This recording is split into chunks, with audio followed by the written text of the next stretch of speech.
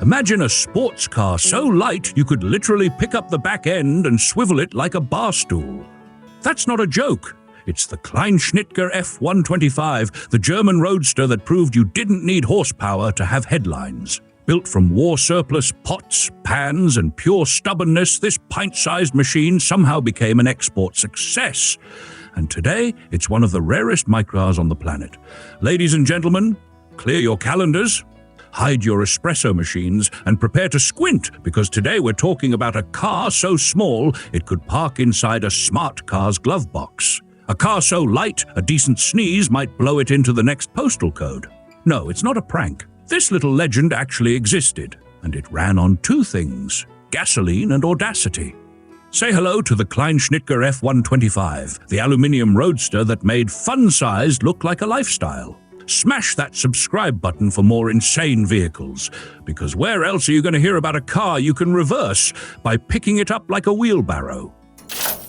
Now let's zip back to post-war Germany, where ambition and aluminium met in a bombed-out town called Arnsberg. The mastermind behind the F-125 was engineer Paul Kleinschnittger, a man with big dreams and, apparently, a workshop full of scavenged airplane parts. Before World War II, he was already toying with the idea of a microcar for the masses. After the war, while others were rebuilding cities, Paul was bending army mess kits into fenders. In 1949, he finished a prototype with one headlight smack in the middle of the nose, a car so cyclopean it looked like it was auditioning for a science fiction B-movie. It had aircraft glass for a windshield and design aesthetic somewhere between cartoon and lawn ornament. The local press nicknamed it the Volkswagen aus dem Sauerland, essentially a people's car from the mountains with half the metal and twice the charm. By 1950, with financial backing from a Hamburg merchant, Walter Lemke, Kleinschnittger set up a small-scale factory. And by factory, I mean a building where employees started their day by shoveling dirt out of bomb craters. But by April that year, they were pumping out up to 50 cars a month, each one a tiny two-seat roadster. Press attention came swiftly. A French magazine ran a feature in 1951. Publicity stunts followed, including the image of Kleinschnittger towing 15 F-125s in a train down the street, probably setting a world record for most people pointing and laughing while also reaching for their checkbooks. Production continued until 1957. Depending on which historian or slightly drunk German uncle you ask, total output was either 1,992 or close 2,980 units. That ambiguity fits the car's mythos perfectly. What is known is that a few dozen examples survive today, mostly tucked away in museums like Germany's Autotechnik Museum Sinsheim, or in lovingly curated microcar collections in the United States, such as the White Collection. Let's talk tech. The F-125 was what you might call delightfully primitive. Under the hood, or rather under the slightly curved aluminium flap pretending to be a hood, you'd find a 123 to 125 cubic centimeter single-cylinder two-stroke ILO engine. It made around 5.5 to 6 horsepower, which is roughly the output of a determined hairdryer, but somehow it got the car up to 70 kilometers per hour, or about 44 miles per hour. If the wind was behind you and your passenger skipped breakfast. That little engine drove the front wheels through a 3-speed manual transmission, which was the height of engineering simplicity.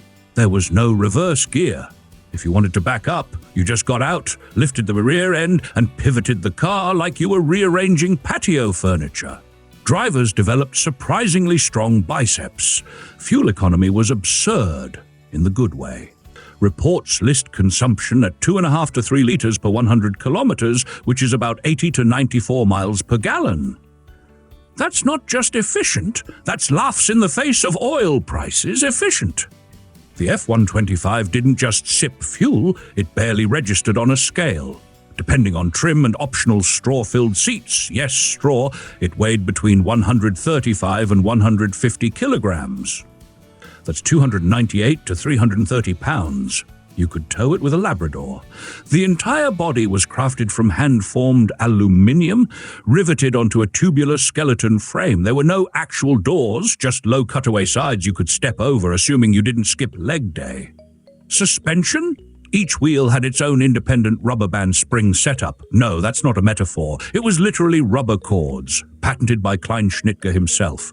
When they wore out, you could replace them with spares in minutes. It rolled on skinny 20 by 2.25 tires. 4 tiny drums were mechanically actuated by cables, keeping hydraulics and headaches out of the picture. It was basically a mechanical watch you could sit in. Size-wise, this car made a Vespa look chunky. It measured just 2.64 meters long and 1.14 meters wide. That's 8 feet 8 inches by 3 feet 9 inches. The wheelbase was 1.70 meters, or about 5 feet 7 inches. Kleinschnittger eliminated every non-essential component. Standard start was an underdash rope pull with no battery, but an electric starter and battery were a 200 Deutsche Mark option. Fenders were shaped over literal army cooking pots to get the compound curves.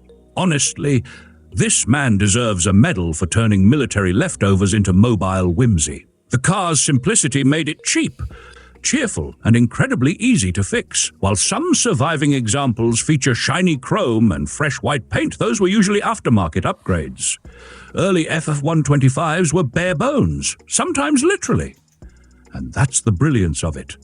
The F-125 wasn't trying to be glamorous. It was a war-scarred country's answer to how do we move people without making them cry at the gas pump. It was weird, wonderful, and way ahead of its time in the less is more department. There's something genuinely wholesome about its proportions.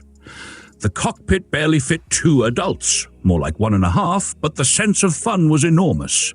Driving an F-125 wasn't about carving corners or making a statement. It was about embracing the absurd, waving to pedestrians, and hoping it didn't rain. And let's not forget, this was Germany in the early 1950s. The economy was rebuilding. Materials were rationed. The average family could barely afford socks, let alone sedans. The F-125 was an affordable, maintainable, and delightfully silly solution to serious problems. It didn't just transport people, it gave them a reason to smile while doing 30 kilometers per hour, uphill. When new in 1950, the F-125 cost about 2,300 Deutsche Marks. In today's terms, that's roughly 5,000 to 7,000 euros. A bargain, even then. For comparison, a Lloyd 400 cost nearly twice as much, which explains why some F-125 buyers looked like they were sitting inside a shoebox but still had money left over for schnitzel. Fast forward a few decades, and things changed. That same Kleinschnittger, once sold for the price of a nice radio, is now a rare collector's item. In 2013, a pristine 1955 F-125 sold at RM Sotheby's for a whopping $48,300. That's more than a new Mercedes A-Class for a car that doesn't have a reverse gear. Most clean F-125s today command mid-five-figure prices in dollars. It's still not Bugatti money, but considering this car once used army cookware as body panels, it's a glow-up worthy of its own Netflix documentary. And the stories? Oh, they're priceless. In one 1953 rally from Madrid to Lisbon, Kleinschnittger himself drove a Kleinschnittger F-125, finished second in class behind a Porsche 356. That same year, a Nuremberg dealer brochure proudly declared it the smallest car for work, sport, and travel, which sounds like a modest claim until you realize it's also basically true. Some say a final F-125 was cobbled together as late as 1961. Assembled from leftover parts and probably a healthy dose of stubbornness. Others recall seeing them in parades, microcar meets, or even in television commercials. One even starred in a Cadillac Super Bowl advertisement, where it bravely parked next to a hulking pickup like a duckling posing next to a dinosaur. And let's be honest, in a world full of bloated crossovers and angry traffic, wouldn't it be nice to commute in something that weighs less than your Aunt Helga's Schnauzer and turns more heads than a Ferrari?